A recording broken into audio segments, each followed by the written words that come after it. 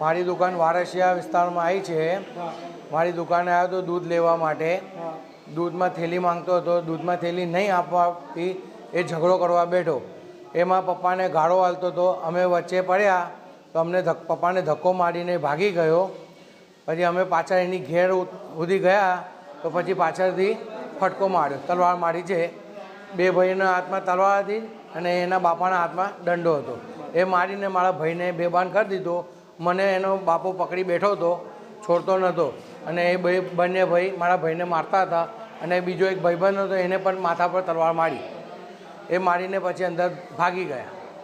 અમને 3 જણને વાગ્યું છે, મારા એક ભાઈને અને ભાઈબંધને અને પપ્પાને। તેનો છે ને પપ્પાને વધારે વાગ્યો છે, એમનો બોલ તૂટી ગયો છે, એમનું ઓપરેશન થશે। અને આપણને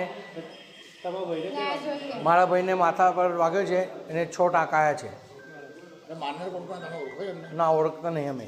એ ગલીમાં જ આપણે દુકાનની આગળવાળની ગલીમાં જ રહી છે અને દુખાવ છે।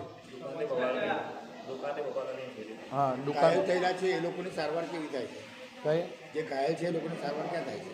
એ સીધી આપણે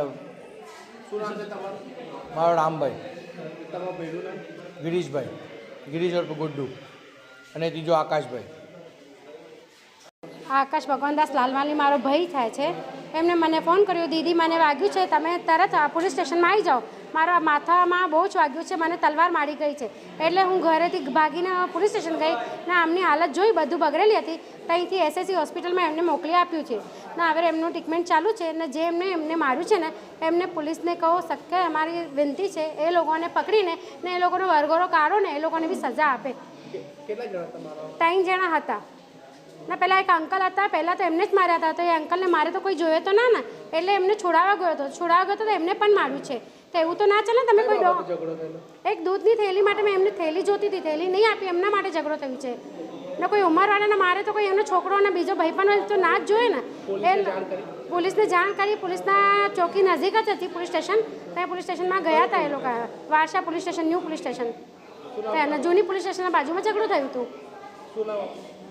મારું આશા પંકજ પંજવાણી।